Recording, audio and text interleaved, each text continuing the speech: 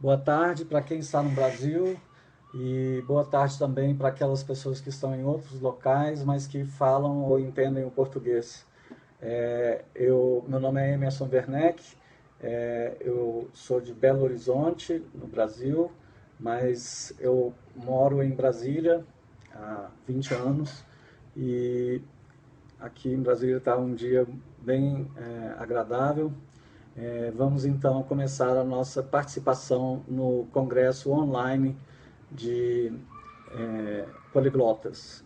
Eu gostaria de agradecer bastante ao Jimmy pela iniciativa maravilhosa dele de fazer esse primeiro congresso online e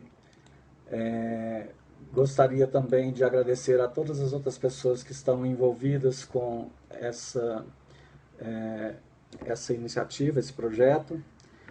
E vou explicar o que consiste a minha apresentação. Ela é uma adaptação de uma palestra que eu fiz no primeiro Congresso de Poliglotas do Brasil, que foi em Fortaleza no ano passado. Então, eu falei sobre os resultados da minha pesquisa durante a feitura do meu mestrado na Universidade de Brasília, e eu pesquisei sobre a criação de novas palavras, neologismos em Esperanto.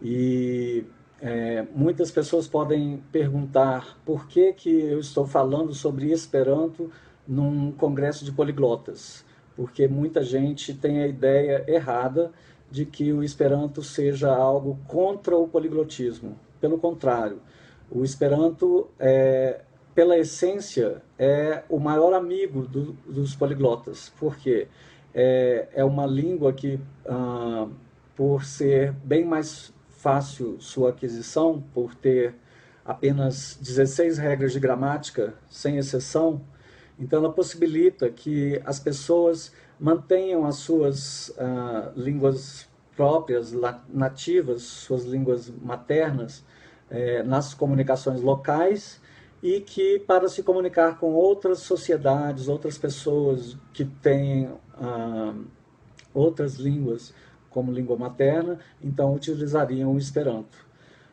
Nós vamos falar um pouco daqui a alguns minutos sobre o conceito de língua universal e língua transnacional. Mas eu já adianto que muita gente já ouviu falar que o Esperanto foi criado para ser uma língua universal e que por isso não deu certo. E não é verdade, nem uma coisa nem outra, porque o Esperanto não foi criado para ser uma língua universal e o Esperanto já deu certo desde o início, porque não parou de ter crescimento no número de falantes desde que foi criado em 1887 na Polônia. E atualmente está tendo um crescimento muito mais acelerado com o advento da internet. Então, muitas pessoas estão aprendendo o Esperanto online e fazendo uso dele já imediatamente, e o que dificulta, inclusive, que nós respondamos muito facilmente à pergunta mais comum quando se fala sobre Esperanto para pessoas que não são falantes de Esperanto, que é: quantas pessoas no mundo falam Esperanto? É difícil responder essa pergunta, porque seria mais ou menos como tentar calcular quantas pessoas andam de bicicleta atualmente no mundo, porque nem todas as pessoas que falam Esperanto estão registradas numa associação de esperantista, né? Então, seria a forma mais fácil de se calcular o número de falantes. Mas, como eu disse, nem todo mundo está registrado como um falante de Esperanto, e isso faz com que não se tenha uma ideia exata de quantos falantes se tem hoje no mundo. Mas as estimativas mais aceitas no mundo do Esperanto são de que esteja esse número entre 2 milhões de falantes e 10 milhões de falantes. Se pensarmos que temos 10 milhões de falantes, a maioria deles na China, porque na China também temos a maioria de qualquer coisa, né? Mas, então, se pensarmos que na China nós temos muitos falantes de Esperanto e que não falam do Esperanto com este nome, e sim como o nome de língua mundial, né? Seria em chinês Shijiayu. Então eles estão adotando essa língua como uma das línguas oficiais de propaganda naquele país. Então, quando o governo faz publicações para outras nações sobre as suas atividades, eles publicam em 10 línguas, sendo 9 delas línguas naturais e uma o Esperanto.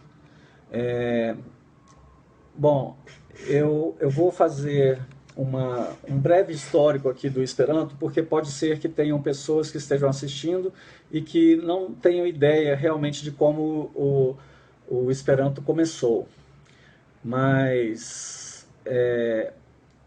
antes de falar do breve histórico, eu vou dizer que o Esperanto não é uma língua totalmente artificial. Ele é uma língua planejada e que foi feita a posteriori, isto é, baseada em outras línguas, né, já existentes.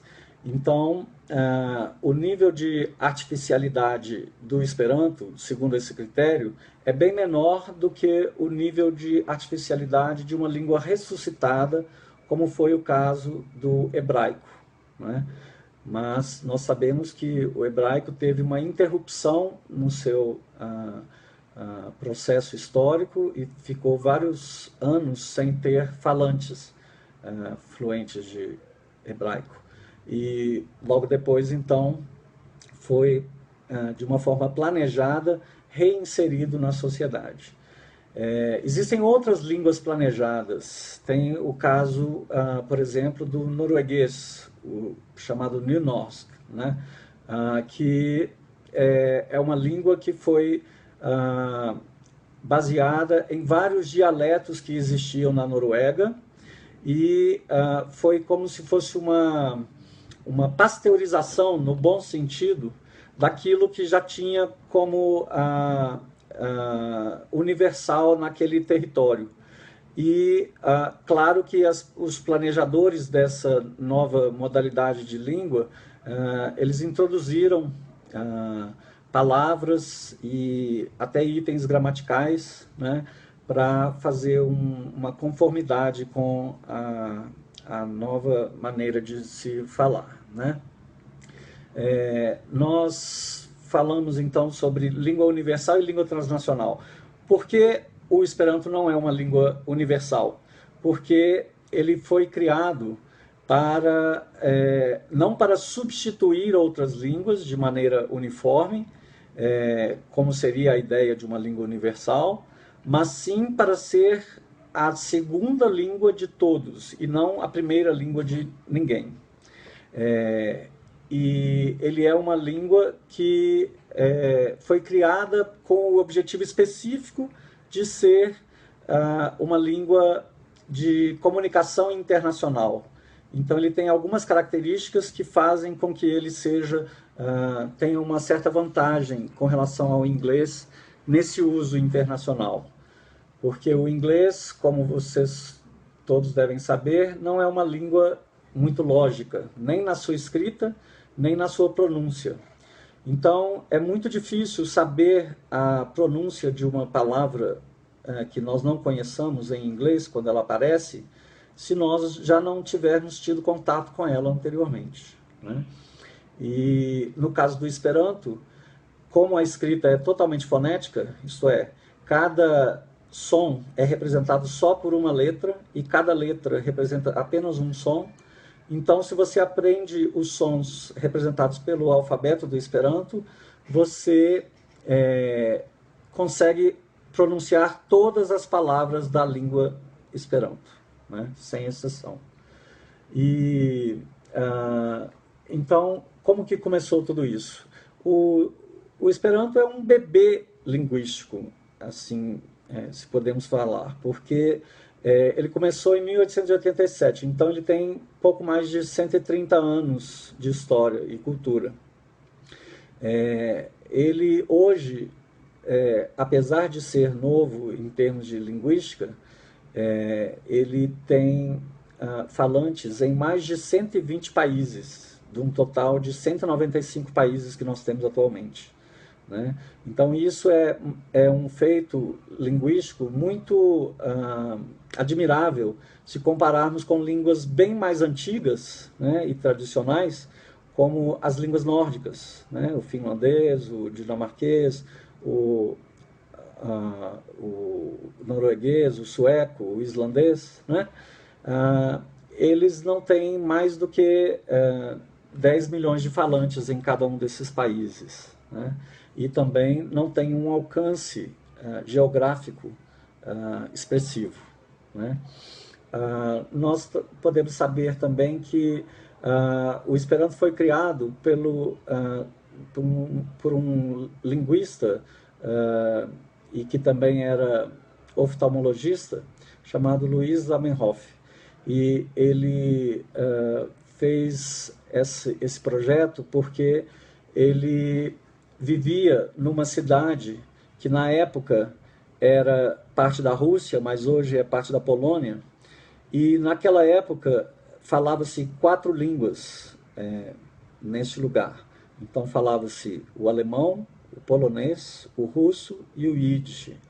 E ele via que as pessoas tinham muitos conflitos e pensou, porque ele tinha 16 anos na época de realmente iniciar o projeto, ele pensou que essas desavenças, esses conflitos, eram devidos à dificuldade de comunicação entre os falantes. Então ele criou uma língua baseada nas línguas que eram mais difundidas na Europa, então, né, latim, francês principalmente, e também línguas germânicas, inglês, alemão, holandês, né? E um pouco menos, digamos que talvez 20%, baseado em grego e línguas eslavas, né? Então, um falante de alguma língua natural europeia, quando tem o primeiro contato com o Esperanto escrito, ele tem a sensação de que consegue entender pelo menos 40% do que está sendo expressado, porque os radicais são comuns, já eram radicais que passavam de língua para língua, né? Radicais chamados internacionais. E então isso fez com que a língua tivesse uma adoção muito rápida na Europa e também em outros países, e as pessoas na época, como não havia internet, se comunicavam por carta, e muitas vezes então a comunicação demorava meses para ter um avanço, né? Porque o correio também não era muito célere, né? E de lá para cá, de 1887 até os dias de hoje, o Esperanto sempre vem crescendo, tanto em número de falantes como em expressividade na comunicação humana, né? Porque nós temos hoje que virtualmente todas as grandes obras da literatura mundial já foram traduzidas para o Esperanto. E em 2007 ela era a 17ª língua mais utilizada na internet. Isso pode ser verificado no site www.internetworldstats.com. Eu vou disponibilizar esse material que eu estou usando como base aqui para nossa fala. Aquelas pessoas que desejarem receber esse material em português ou em inglês, podem depois entrar em contato comigo de forma privada e eu encaminharei na forma que a pessoa pedir, né? Ou português ou em inglês. Se a gente pensar por que faz sentido a ideia de uma língua transnacional neutra, porque essa é a principal característica do Esperanto como língua. Ele é uma língua que não é a primeira língua de nenhum país, e não é o objetivo dele realmente ser, né? Mas, se pensarmos no caso da União Europeia, você tem no ano de 2008, 60 milhões de euros foram gastos com traduções e interpretações. E no ano de 2009, 50 milhões, um pouco menos, mas ainda uma quantia muito expressiva. E se você pensar que eles têm 24 línguas oficiais e de trabalho, né, isso em 2009, e o comissariado da União Europeia utiliza apenas 3 delas: o inglês, o francês e o alemão. Então isso dá uma característica de desvantagem política e social para os falantes das outras línguas europeias, né? E a ideia por trás do Esperanto é que, se você fala em inglês, mas você não é falante de inglês materno, você fala com um americano em inglês, você está dando a ele uma certa vantagem na comunicação, porque ele vai ter um maior domínio sobre a sua própria língua, sobre o que ele vai falar. Ele não tem que ficar buscando palavras para poder se expressar.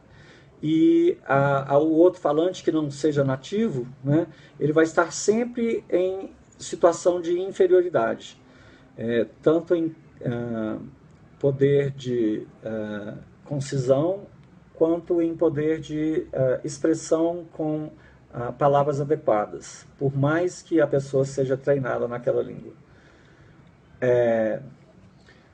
Quantos países da África poderiam se beneficiar desse dinheiro que é empregado somente na União Europeia com tradução e interpretação, né? Isso para não falar em outros órgãos como a ONU e outros organismos internacionais. Bom, na minha pesquisa, nós chegamos a verificar que, na época, em 2007, não havia uma padronização do que fosse um medidor de vivacidade das línguas, né? Não havia isso em 2007. Então, eu criei alguns postulados, que são chamados postulados do Esperanto, que permitem com que a gente descreva uma língua como sendo uma língua viva. Então, a primeira característica é que tem de haver falantes fluentes daquela língua, para ela ser considerada viva. O segundo seria, tem de haver correspondência escrita frequente entre os usuários. Terceiro, tem de haver jornais, revistas e livros publicados na dita língua. Quarto item, tem de haver transmissão radiofônica ou televisiva periódica na língua em questão. E nesse ponto, muita gente pode estar pensando, tem algumas línguas naturais que não têm todas essas características. É verdade. Não é necessário que se tenha todas essas características para que a língua seja considerada viva. Mas, se a língua em questão tem pelo menos 2 ou 3 dessas características, ela já pode ser considerada como uma língua viva. Ela tem um grau de vivacidade que pode variar de acordo com o número de itens que ela preenche nessa minha tabela. Outro item, então, seria: há de haver evolução lexical na língua em questão, em decorrência dos fundamentos anteriores. Isso quer dizer, tem que estar entrando palavras novas na língua a todo momento. E, finalmente, há de haver uma sociedade de falantes que a utilize cotidianamente. E, principalmente agora, é muito fácil de provar que o Esperanto possui, sim, uma sociedade mundial e que utiliza dessa língua cotidianamente, tanto por escrito quanto falando, porque temos, como eu disse antes, o advento da internet, que permite comunicação em tempo real entre países muito diferentes do mundo, né? Então, depois de eu fazer o meu trabalho, foi publicado em 2010 uma tabela da vivacidade das línguas. Essa tabela, então, considera uma língua desde o estado de extinta, né, até o estado de modernamente utilizada. E vocês podem encontrá-la no site omniglot, né, que vocês devem conhecer como poliglotas que são. Então a minha pesquisa falou sobre neologismos no Esperanto. É importante saber que existem dois princípios que regem a formação de novas palavras em Esperanto. Um deles é o princípio da necessidade. Esses princípios foram postulados por um linguista, René de Saussure, que é parente do famoso Ferdinand de Saussure, né?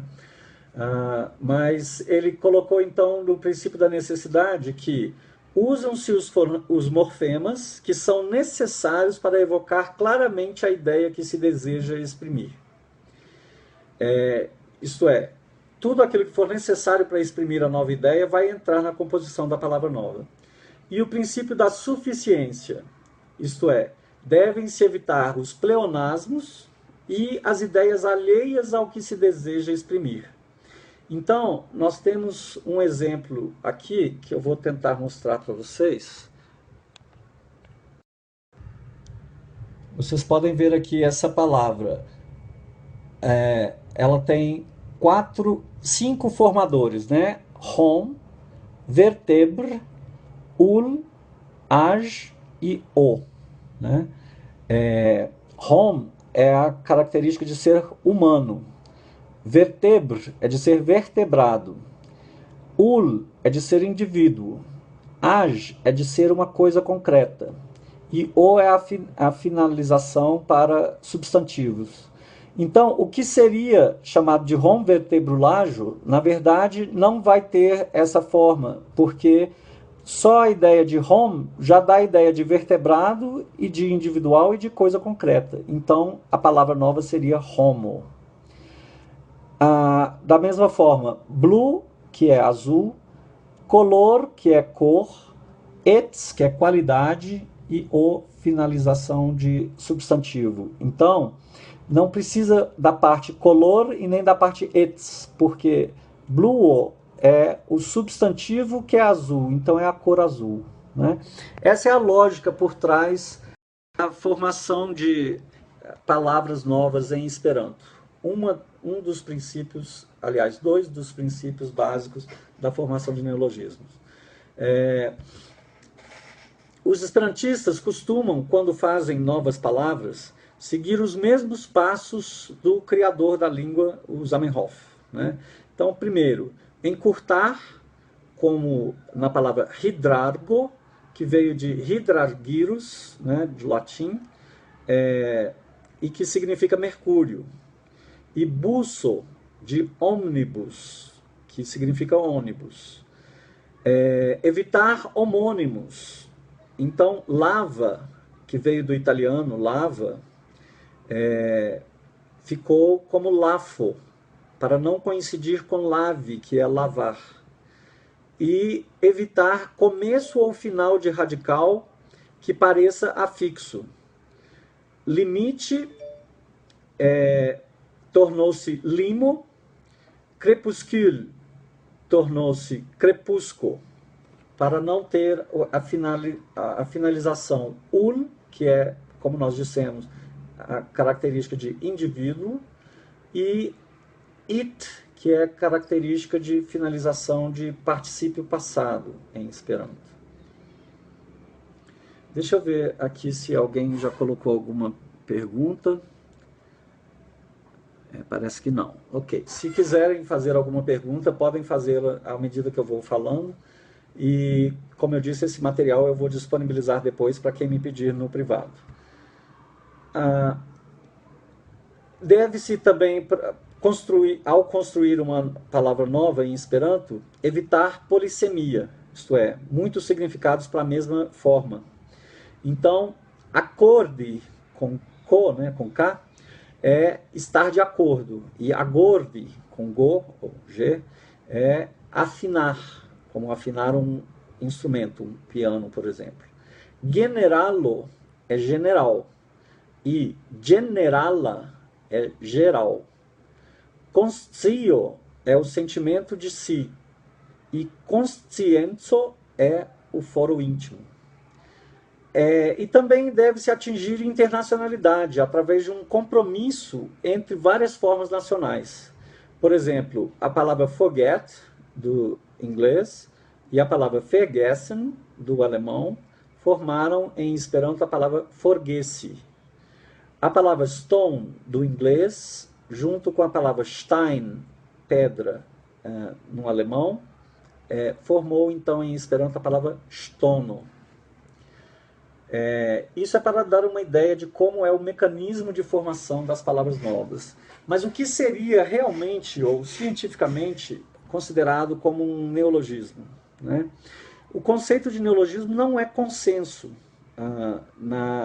entre os linguistas. Ele depende, conforme a visão adotada, de várias interpretações, né?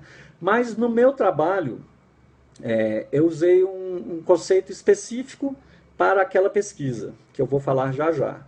E o conceito mais comum entre os linguistas é de que o neologismo é qualquer palavra de formação ou criação nova na língua ou palavra antiga de significado novo. E no meu trabalho 3 conceitos. Primeiro, neologismo do tipo 1. Palavras que não constem do vocabulário oficial de 1905 e até hoje não foram dicionarizadas oficialmente. Neologismos do tipo 2. Palavras que são registradas no dicionário NPIV, Nova PIV, de 2005, sem a marcação de oficialidade.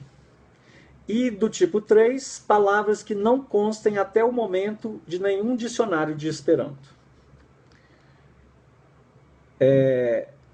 Algumas pessoas que não conhecem realmente o Esperanto perguntam se existe gíria e jargão em Esperanto. E temos vários exemplos, tanto de gíria quanto de jargão, né?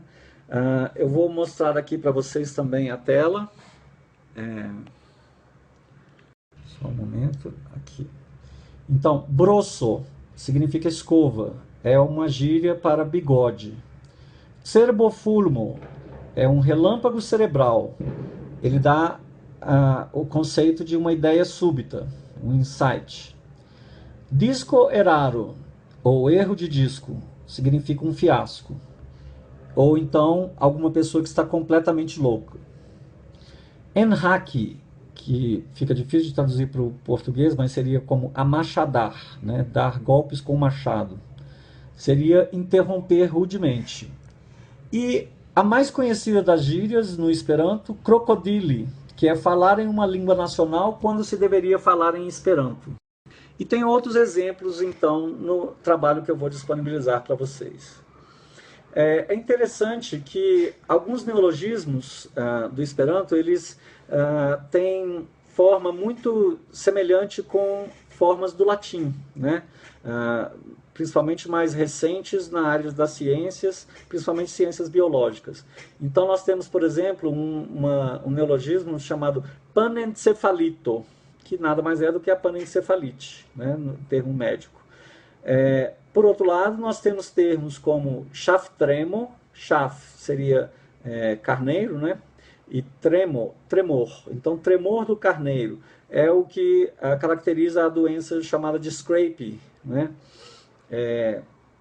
Que é uma doença que é característica principalmente dos carneiros.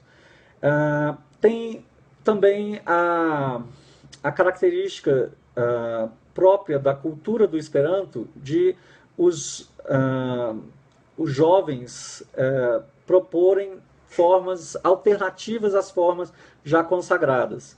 Então, hoje em dia você tem uma luta entre formas como Francio, para França, e Fransuio, que era o nome tradicional da França no Esperanto de Zamenhof, né? Então, Uio é um continente. Como a Fransuio seria o continente dos franceses, aí você estaria limitando a França, na visão desses que estão propondo a forma Francio, a forma Fransuio limitaria a França apenas as pessoas que são francesas. E nós sabemos que a França, dos países europeus, é a que mais acolhe imigrantes, né? Então, esses esperantistas que propõem a forma francio, eles dizem que é mais condizente com a realidade atual, porque na França existem franceses e outros tipos de pessoas, né?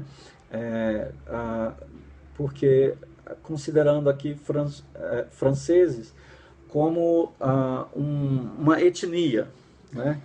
E dessa forma, então, eles propõem a mesma finalização para praticamente todos os países que terminavam em uio no Esperanto de Zamenhof, né?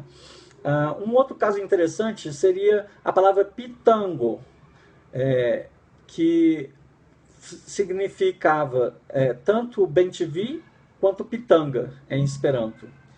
E no uso dos brasileiros, ele acabou criando duas novas palavras.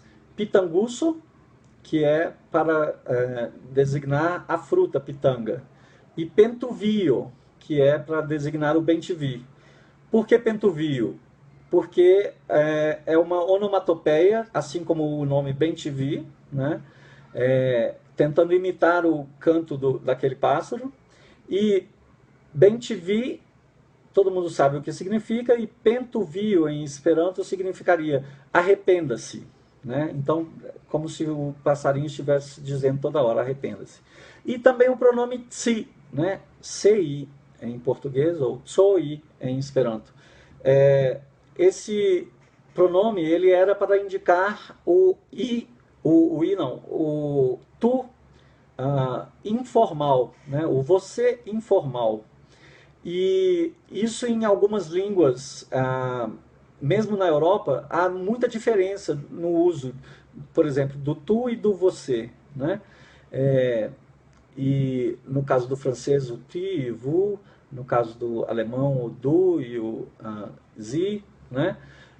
Então, esse pronome tsi, ele caiu em desuso logo no começo do Esperanto, porque não tinha uma aceitação uniforme entre as pessoas falantes de Esperanto em vários locais do mundo. Então, a pesquisa que eu fiz, ela investigou o sentimento de neologicidade de 20 palavras no Esperanto. Então, nós pegamos pessoas que eram falantes de Esperanto há pelo menos 2 anos, porque é o tempo que se calcula como sendo o tempo médio de domínio de todas as regras gramaticais e do vocabulário básico de Esperanto. Então, as pessoas que que se declaravam falantes do Esperanto há mais de 2 anos, elas eram entregues um formulário, e nesse formulário existiam 20 lexias, né, 20 formas de palavras. E aí eles teriam que indicar quais daquelas palavras eles consideravam como neologismos. E sendo que, na verdade, todas elas eram neologismos de acordo com os critérios da pesquisa.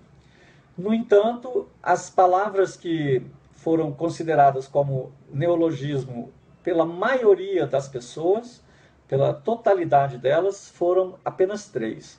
Ombudsmano, que vem diretamente do sueco, né, que não é uma das fontes tradicionais do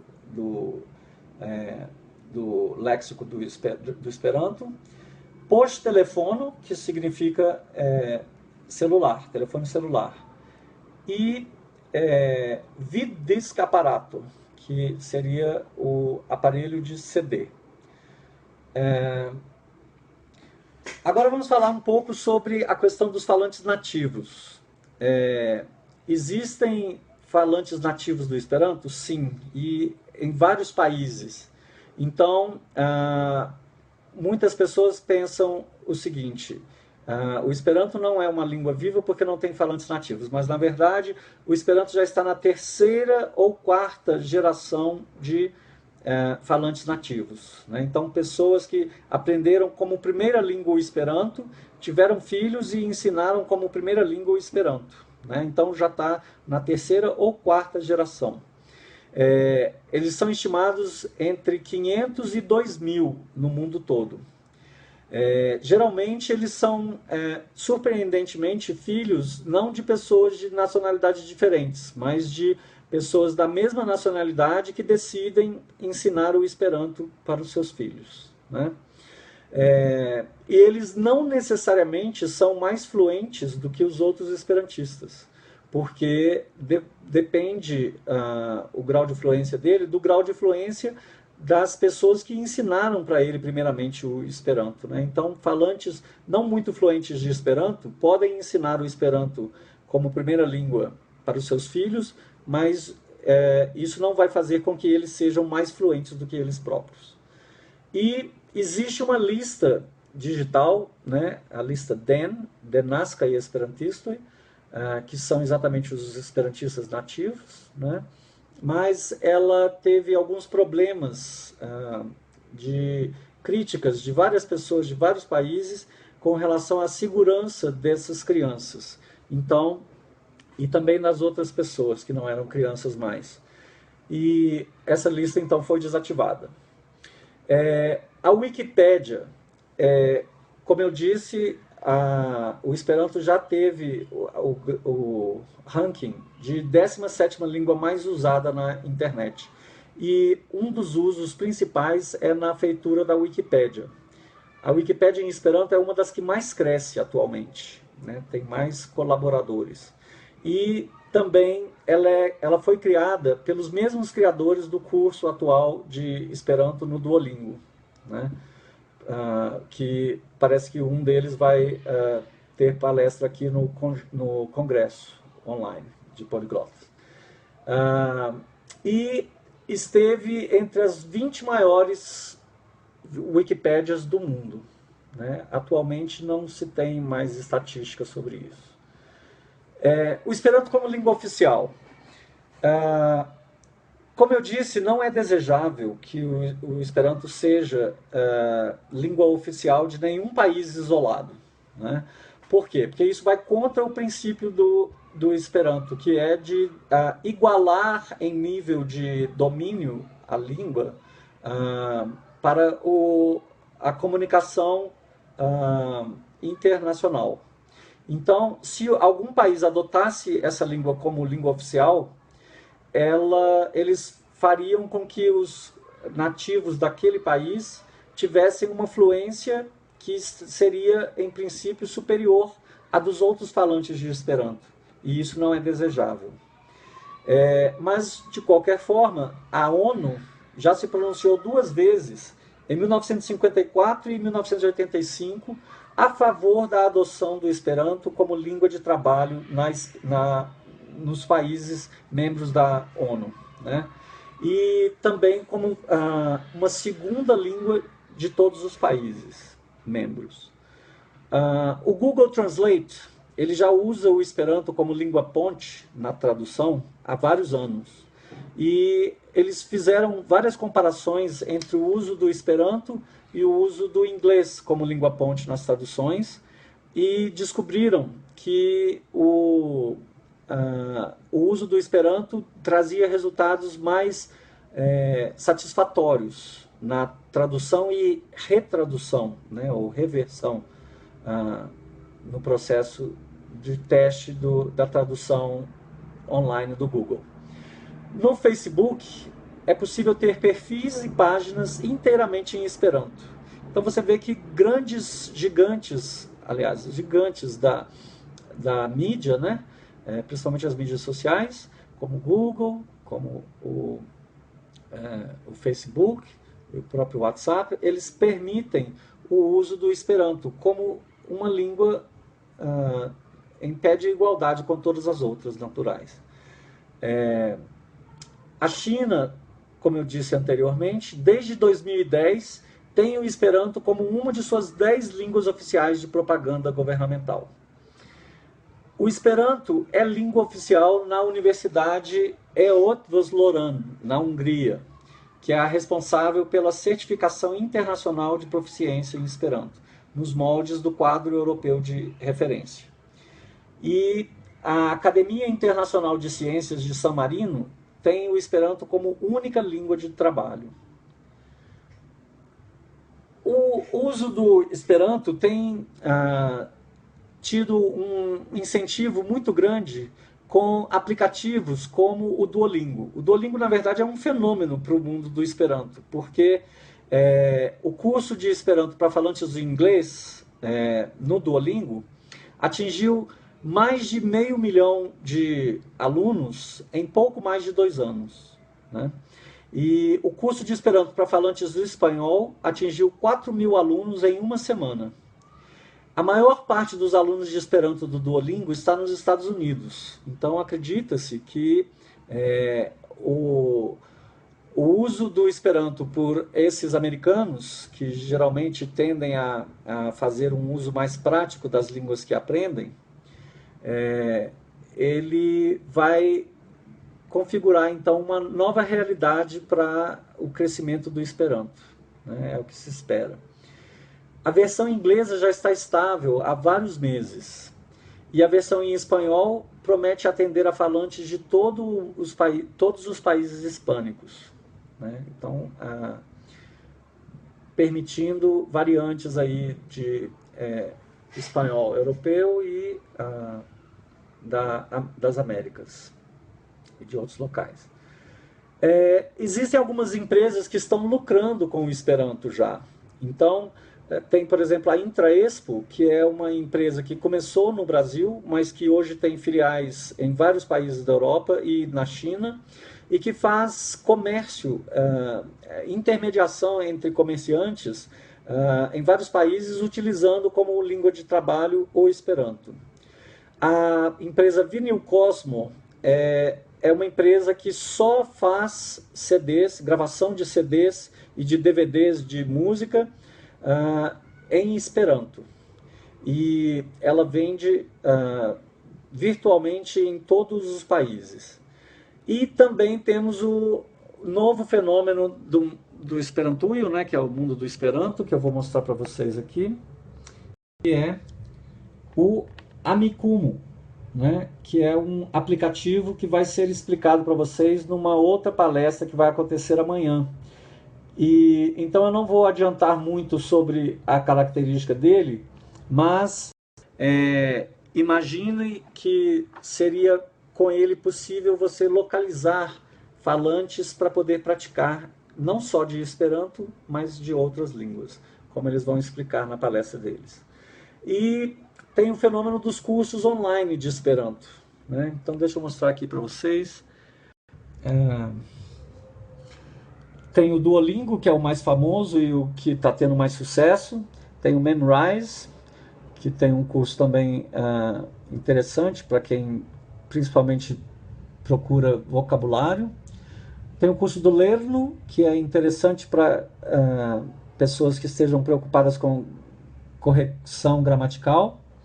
Tem o Esperanto em 12 dias, que é para brasileiros e falantes de português.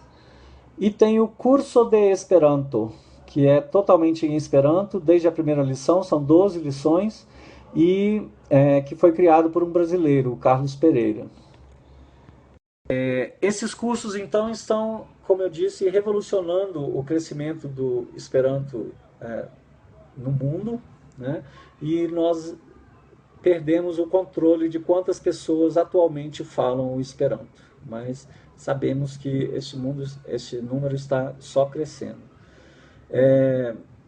A divulgação do Esperanto. Por que não há muita divulgação? Porque não existem patrocinadores do Esperanto como existem patrocinadores de outras línguas nacionais, principalmente o inglês, o francês e o alemão, né? Então, assim, como o Esperanto não tem um poder de persuasão econômica, né, ou política ou histórica, que tem essas outras línguas, fica difícil, fica praticamente limitado ao boca-ouvido, né? E também agora pela internet. Se você se identifica com os ideais do Esperanto, que são de preservação cultural e linguística e igualdade entre os povos, você mesmo pode ser um divulgador do Esperanto. Então você pode se associar a uma associação local de Esperanto ou pode entrar nos sites esperanto.org.br ou www.esperanto.net. E lá tem informações não só em português, como em várias outras línguas, e que você pode usar para fazer o seu próprio material de divulgação. O meu livro, que foi o resultado dessa pesquisa que eu fiz, é este livro aqui, Renovação Lexical do Esperanto, Mecanismos de Formação de Neologismos. Ele é a minha contribuição para a divulgação do Esperanto no meio acadêmico, né? Porque ele está em linguagem científica, mas de qualquer forma não é uma linguagem difícil de se entender se você não estiver envolvido com o meio acadêmico. Ele fala sobre a situação atual do Esperanto como língua viva e em pleno desenvolvimento. E a linguagem, como eu disse, é clara e concisa. Então, não é preciso você saber Esperanto para poder entender o que está sendo dito ali no livro. E as únicas 16 regras gramaticais que existem no Esperanto, como eu disse, elas estão presentes também nesse livro. Então, você pode até iniciar o seu aprendizado de Esperanto usando do meu livro. Se vocês se interessarem por ver os detalhes dessa pesquisa e também mais detalhamento dessa história mundial do Esperanto, vocês podem adquirir o meu livro, é só entrar em contato comigo em privado, que eu envio para qualquer lugar do mundo, né? Só que o livro só está disponível em português. E enfim, você pode presentear outras pessoas também do meio acadêmico, principalmente aqui no Brasil, que especialmente se forem linguistas, né? Mas o Esperanto, como língua viva, ele tem muito preconceito de muitas pessoas que às vezes perguntam o seguinte: o inglês não substituiu o Esperanto? Bom, na verdade, uma língua não substitui de nenhuma forma uma outra língua, né? Mas, de qualquer forma, no uso internacional, por que o inglês não substitui o Esperanto? Por quê? Primeiro, o inglês é uma língua natural de alguns países. Então, como eu disse, ele promove uma desigualdade de comunicação se esses falantes desses países estiverem se comunicando em inglês com falantes de outras línguas, né? Existe também a questão do anti-americanismo. Então, pessoas que são contra os Estados Unidos e a globalização promovida pelos Estados Unidos, muitas vezes procuram alternativas à língua dos Estados Unidos. Então, o Esperanto é uma opção. A questão da preservação linguística e cultural, como eu disse. Então, você tem pessoas que têm línguas com não muita penetração em outros locais. Então, essas línguas acabam sendo extintas pela adoção dessas pessoas de outras línguas nacionais. Então, no caso do Brasil, várias línguas indígenas estão sendo assimiladas, estão sendo exterminadas pelo uso generalizado do português por esses indígenas, né? E em outros casos, nos Estados Unidos seria o caso do inglês.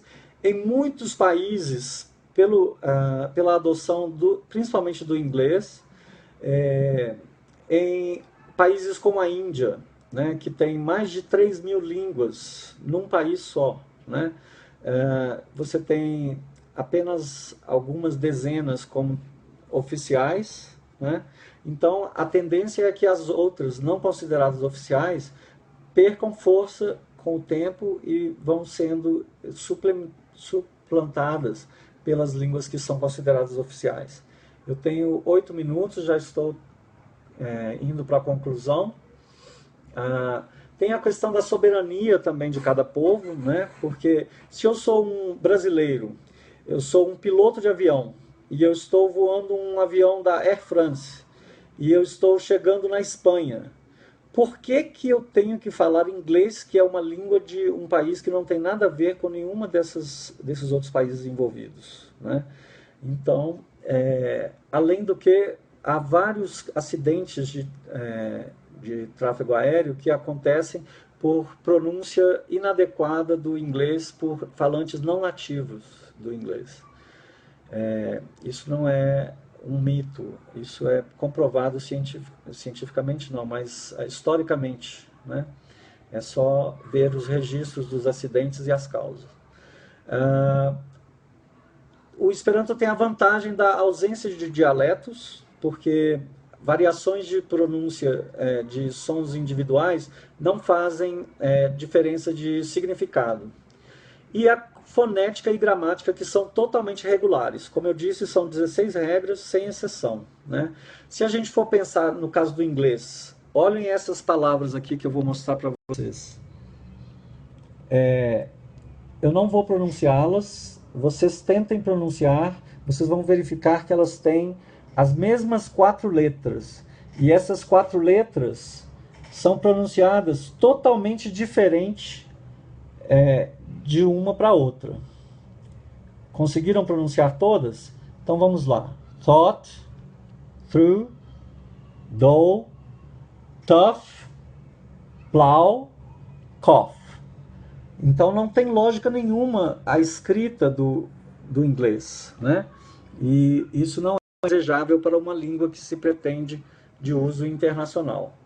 Entre outras desvantagens do uso do inglês, que tem muitas variações dialetais e muita variação de pronúncia. Quantos falantes de Esperanto existem? Como eu disse no começo, é difícil de saber, porque seria como tentar contar quantas pessoas andam de bicicleta. Mas a estimativa é de 2 a 10 milhões de falantes, sendo que línguas como o dinamarquês, por exemplo, tem cerca de 4 milhões. Né? O sueco, que é bem mais falado lá, e é uma língua também bem antiga, tem 10 milhões. Né? Então, o Esperanto como um bebê linguístico, na verdade, é um sucesso em termos de linguística.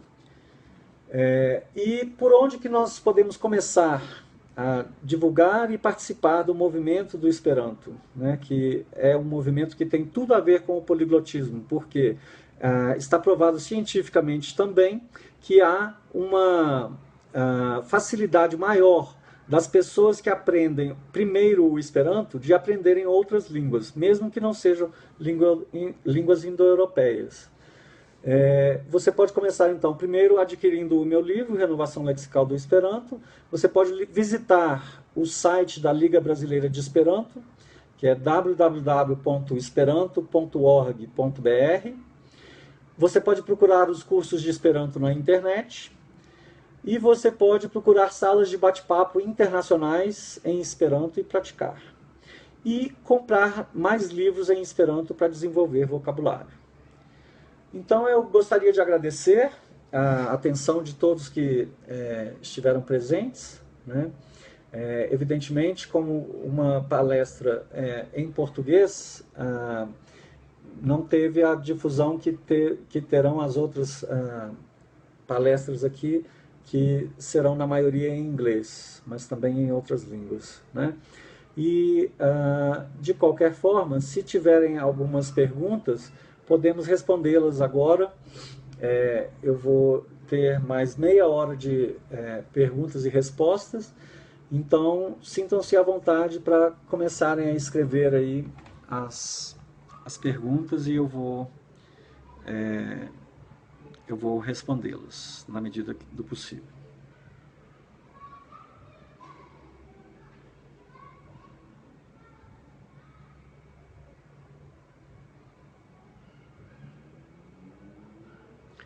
Estou vendo aqui que o meu amigo Jorge Bautista está aí presente. Muito obrigado pela presença. Mi amikino Anjo amica, estas ankaŭ inter ni, kaj Jimmy Mello. Então, essa palestra amanhã vai ser feita em inglês. Por que ela não está sendo feita em Esperanto? Porque o objetivo é exatamente atingir as pessoas que ainda não têm conhecimento sobre o Esperanto, ou que têm conhecimento, mas que ainda não tiveram a motivação suficiente para iniciar os seus estudos em Esperanto. Para os poliglotas, eu tenho um argumento animador, que é o fato de que se você já conhece 2 ou 3 línguas, o aprendizado do Esperanto vai ser bem mais rápido, né? Porque, principalmente se essas línguas forem indo-europeias, e mais ainda se forem europeias. Porque, como eu disse, o Esperanto é baseado 80% em latim e francês, e 20% em línguas germânicas, e 10%, desculpa, eu me atrapalhei, 70% latim e francês, 20% línguas germânicas e 10% línguas eslavas e grego. Eu não estou vendo nenhuma pergunta, então eu acredito que eu tenha sido bem claro no que eu expliquei. Mas, de qualquer forma, se quiserem fazer alguns comentários também, estou aberto a críticas, inclusive, porque devo fazer uma palestra parecida amanhã em inglês. Então, se quiserem me dar sugestões do que abordar ou o que não abordar nessa minha palestra de amanhã, eu fico contente.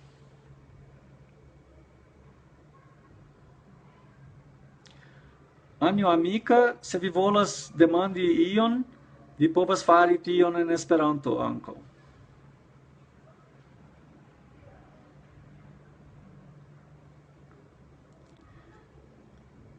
Eu posso responder perguntas que sejam feitas em espanhol, em Esperanto, em inglês e francês.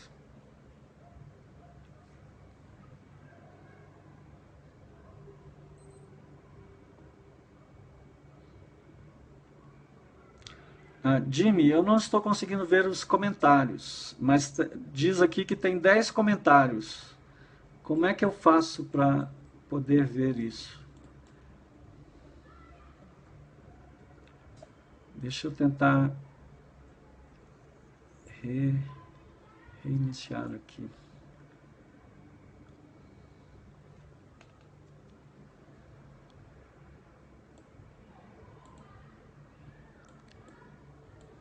Agora eu estou conseguindo. Ok. Então vamos lá. Jimmy Mello. Eu não sei se estudei Esperanto e tem um nível bom, mas confesso que não gosto do Esperanto. O que me motivou foi a história do Zamenhof. Ele foi um grande linguista. Na verdade, a história dele é realmente entusiasmante, né? Como linguista e como pessoa, realmente. Porque ele, além do Esperanto, ele criou o chamado Romaranismo, né? Que seria, assim, um movimento da humanidade planetária, né? E ele acreditava que um dia as barreiras políticas entre os países iriam acabar, né? E que só não existiriam mais países e sim um planeta apenas, né? Muito obrigado, Jorge, pelo comentário, muito obrigado, Jimmy, muito obrigado, Karina.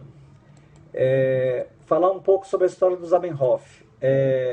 Bom, agora acabou que eu vi isso muito tarde, né? Mas vamos lá. O Zamenhof, ele era judeu, né?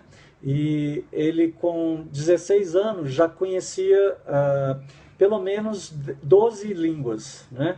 E entre elas o latim e o inglês. Então ele via que essas línguas tinham vantagens e desvantagens, e ele começou a pensar na ideia de juntar o que era de vantagem de uma e de outra, né, para criar uma nova língua. E como eu disse no começo lá da apresentação, o Zamenhof também pensava que a falta de comunicação, ou a comunicação com línguas diferentes, é que fazia criar conflitos entre as pessoas na cidade que ele morava. Então, ele resolveu criar uma nova língua, e ele fez um projeto aos 16 anos, né, que era o antepassado do Esperanto. Mas o que aconteceu? O pai dele, quando viu esse projeto, achou que era alguma coisa que podia ser mal vista porque na época estava acontecendo uma grande guerra na Europa, né? E ele ficou achando que se alguém de um país russo ou alemão visse aquele projeto dele, ele estaria correndo risco de vida, né? Então ele resolveu queimar o projeto do Zamenhof, né? E aí o Zamenhof ficou muito descontente, lógico, mas ele resolveu refazer o projeto do zero. E aí acabou que foi bom ter acontecido a queima do projeto anterior, porque o projeto seguinte foi muito mais regular, né? O projeto anterior era mais natural, ele procurava imitar as línguas um pouco mais. E o projeto final, né, do Esperanto, como a gente conhece hoje, ele tem a regularidade exatamente nessa composição entre radicais naturais, mas uma gramática regular, uma gramática que não imita a gramática das línguas nativas, né, das línguas naturais, que costumam ter muito mais exceções do que regras. E também, como eu disse, o Zamenhof, um pouco mais jovem, né, um pouco mais adulto, ele começou a se envolver também com esse outro projeto do chamado Romaranismo, que era o movimento da humanidade, né, seria assim, o humanismo, mas essa tradução não fica boa, porque seria mais ou menos como humanidadismo, né? Então ele acreditava que ninguém era membro de país algum, e que sim era membro da humanidade, né? E isso pode ser pesquisado por vocês em várias línguas, através da palavra-chave romaranismo, né? Que escreve como se fala, né? Com H-O-M-A-R-A-N-I-S-M-O.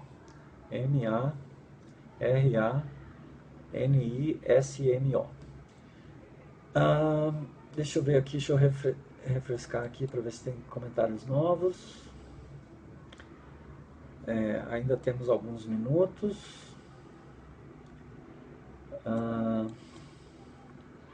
Ok, tem mais coisa aqui. Tu eblas jam uzi amicumos, sei eskil. Mi preferas ne paroli pri amikumu nun, char estos prelego pri amikumu morgaŭ. Mi ne scias ĉu en Esperanto aŭ en la angla. Sed jes, eblas uzi ĝin, kaj mi kredas ke nuntempe estas kelkaj homoj en multaj landoj kiuj jam uzas ĝin. Jairo, Esperanto é uma língua bem viva com muitos eventos ocorrendo. É verdade, todos os dias, sem exceção, há em algum lugar do mundo um evento acontecendo em Esperanto. A Ciane está aqui. Oi, Ciane, muito obrigado pela presença. Jairo, muito obrigado. Anio. Jimmy, por que você acha que só o Esperanto se popularizou? Outras línguas açorianas são tão boas quanto como o Ido, o Volapük e até o atual Tokipono. Bom, tem vários fatores. No caso do Volapük, por exemplo, o que atrapalhou foi que as palavras, os radicais, eram modificados tanto que não se reconhecia os radicais na fala do Volapük moderno, né? Então, por exemplo, a própria palavra Volapük, né? Volapük, na pronúncia correta do Volapük, ela quer dizer fala mundial, né? Então, o pic vem de speak, né, em inglês, e o vol vem de world. Então, seria world speak, aí virou Volapük.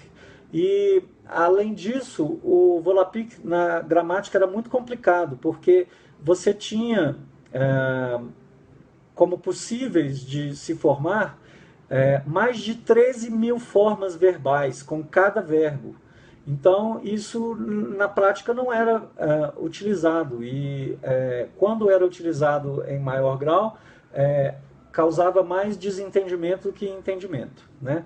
O Ido não se popularizou porque ele tentou fazer exatamente o que o Esperanto evitava, que é se aproximar demais das línguas naturais. Então, o Ido tem algumas exceções, o Ido tem algumas facilitações, por um lado, de pronúncia, mas, por outro lado, dificultando o reconhecimento de palavras e dificultando até o entendimento mesmo, né? Porque a regularidade do Esperanto é que faz com que ele seja popular até entre falantes de línguas não europeias. Eu, por exemplo, fui no Congresso Mundial de Esperanto em Yokohama, no Japão, e lá tinham falantes de vários países asiáticos, e eu fiz questão de perguntar para eles se eles achavam o Esperanto mais fácil do que o inglês, e eles todos foram unânimes em dizer que sim, muito mais fácil. E era incrível ver que alguns deles fizeram relatos lá de aprendizado de outras línguas, e eles disseram que, por exemplo, no caso do inglês, eles demoraram cerca de 8 anos para terem um domínio razoável da língua, né? Sendo que com o Esperanto, eles com poucos meses já estavam se comunicando com pessoas de todo o mundo. O Toki-Pona, eu não conheço muito sobre ele, mas ultimamente eu entrei num grupo de Toki-Pona no WhatsApp e eu vi que a dificuldade é exatamente a falta de vocabulário. Não a falta de vocabulário, mas a falta de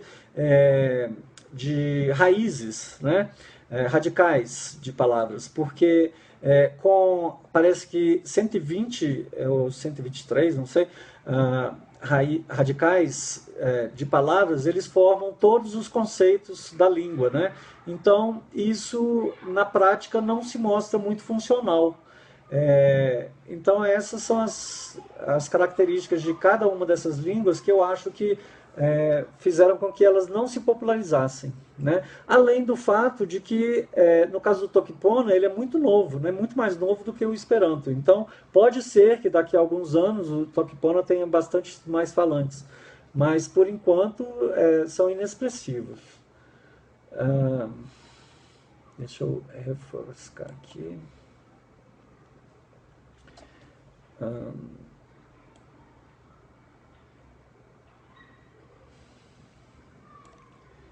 Jakioma horo estos morgaŭ la prelego pri Amikumu. Mi ne scias, mi devas demandi al Jimmy Mello. Jimmy, que horas vai ser a apresentação amanhã sobre o Amikumu? É a apresentação do Richard Delamore, né? Anjo, vi povas kontroli ĉe la tablo de la horaro por vidi la prelego de Richard Delamore ao Evil Dia. Dankon pro via respondo, né, dankinde. Ops, deixa eu voltar aqui. Deixa eu ver, se vocês tiverem mais comentários ou... Agora que eu vi que a minha imagem ficou toda de lado, né?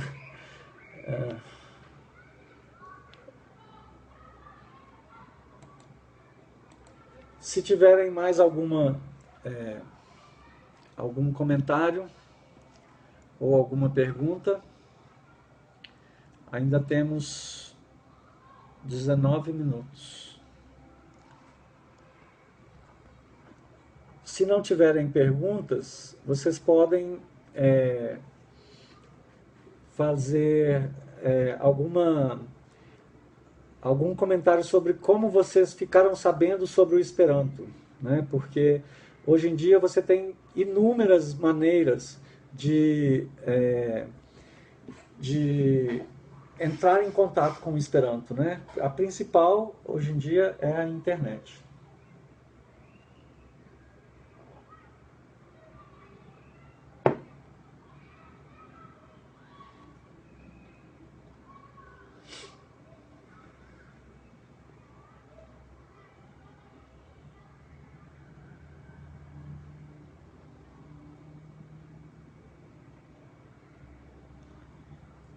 Parece que...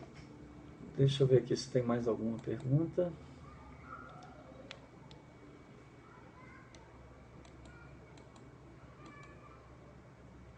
Ah, isso. Então, já temos aí o horário do Richard Delamore, que seria amanhã às 9h30 no horário de Sydney, né? Eu não sei que horário que deve ser esse, onde você está, porque eu não sei em qual país. El que lando vi venas, Anio?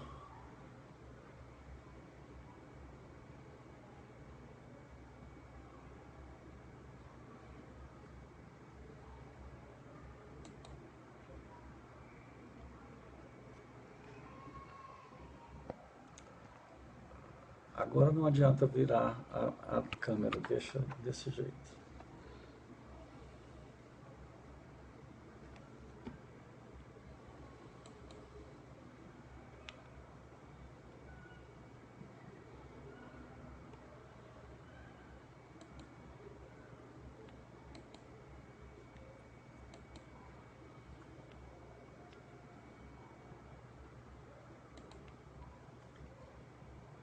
Bom, parece que não temos mais perguntas. Deixa eu só dar mais uma refrescada aqui no vídeo. Se não tivermos, eu acho que eu vou terminar por aqui mesmo. Deixa eu ver.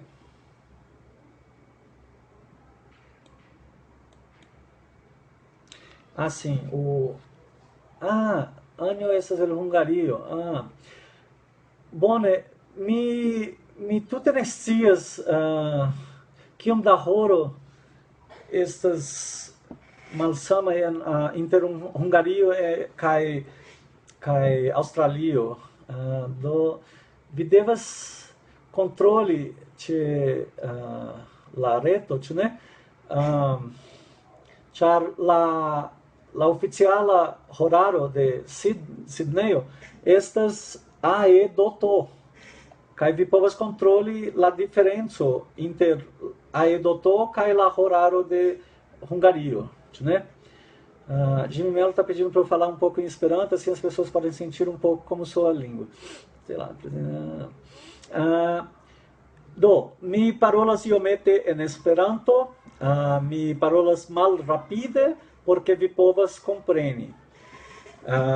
Mi esperantistiĝis en 1986, kiam mi partoprenis la kongreso, Brazila Kongreso de Esperanto en Belo Horizonto, mia hejmurbo. Kaj ekde tiam mi uzas Esperanton ĉiujare kaj kun multaj homoj el multaj landoj. Mi skribis libron pri Esperanto kaj mi laboris kiel redaktoro de la revuo Brazila Esperantisto en Brasilo, kaj mi jam partoprenis multajn kongresojn. Ekzemple, mi iris al Italio, mi iris al Nederlando, Japanio, kaj estis Universala Esperanto Kongreso en Fortalezo, Brasilo ankaŭ. Kaj mi jam partoprenis multajn aranĝojn en Brasilo mem. Mi credas ke Esperanto ne estas la solvo por tuto, sed estas bona komenco por la solvo de la interkomunikado inter la homoj, kaj mi persone ne appartenas al movado de homaranismo, sed mi ankaŭ credas ke estas bona ideo, ĉar la homoj, se oni pensas rilate tio, ni povas vidi ke ni vere ne appartenas al lando, sed ni appartenas al planedo. Ni estas planedanoj kaj ne ĉiulandanoj, ĉu ne? Do mi ne konsideras min kiel brazilano, sed kiel civitano de la mondo. Kaj se vi kredas je la egaleco inter la popoloj, vi devas lerni kaj disvastigi la ideon de Esperanto. Dankon pro via ĉeesto, kaj morgaŭ je la sama horo mi prelegos en la angla pri Esperanto al la tuta mondo. Dankon.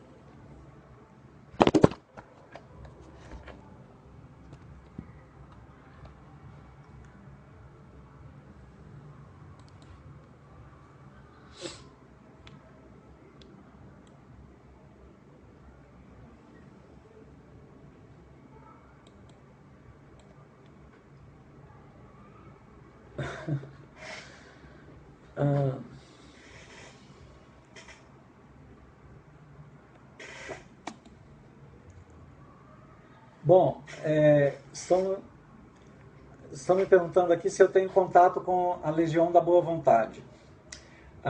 Então eu vou responder em Esperanto, porque foi perguntado em Esperanto. Mi havas kontakton kun Legio de Bonavolo, jes, sed mi ne apartenas al tiu entrepreno, kaj mi eĉ ne scias ekzakte kiel ĝi funkcias.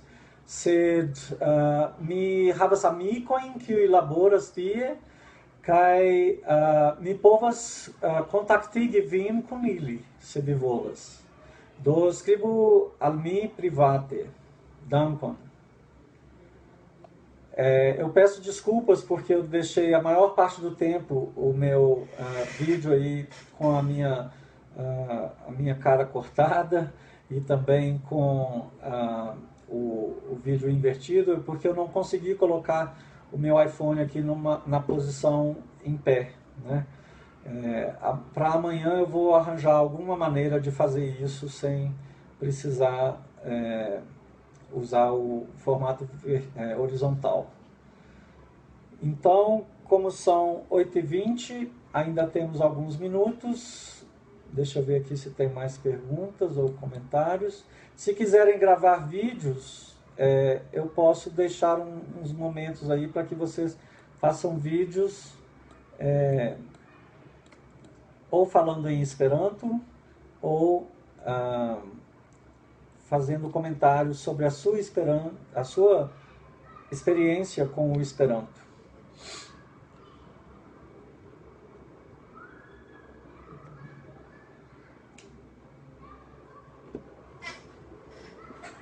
Bom, parece que ninguém quer fazer esses vídeos. Então, eu vou encerrar por aqui. Agradeço muito a participação de todos. Agradeço também a aceitação do Jimmy para que eu pudesse fazer essa palestra. É a primeira vez que eu faço uma palestra online, então muita coisa não saiu a contento, né? Pelo menos a meu contento. Logicamente, o fato de isso poder depois ficar disponível para outras pessoas que não puderam assistir ao vivo, vai facilitar o contato posterior, né? Então, se quiserem escrever para mim, podem usar o meu contato do Facebook, que através desse contato pessoal, aí eu envio o endereço de e-mail, que eu prefiro não deixar o meu e-mail disponível no geral, assim, na rede, não é? E agradeço então aos realizadores desse congresso, principalmente o Jimmy, que foi o idealizador, e Convido a todos a participarem amanhã também, na palestra que eu vou fazer em inglês, que fatalmente terá coisas diferentes da de hoje, porque o público é bem diferente e eu imagino que as perguntas também vão ser completamente diferentes. E agora eu vou fazer um agradecimento especial em Esperanto para a nossa participante esperantista da Hungria, né? A Anjo Amica. Anjo, bonvenon kaj dankon pro via ĉeesto, kaj morgaŭ je la sama horo mi prelegos en la angla, kaj se vi povas disvastigi al viaj amikoj kiuj parolas la anglan, mi dankos vin, kaj dankon pro viaj demandoj kaj pro via intereso. Kaj ni amikumu, pere de amikumu, kun Richard de la morgaŭ. Dankon kaj ĝis poste. Obrigado então a todos e até amanhã. Vou desligar.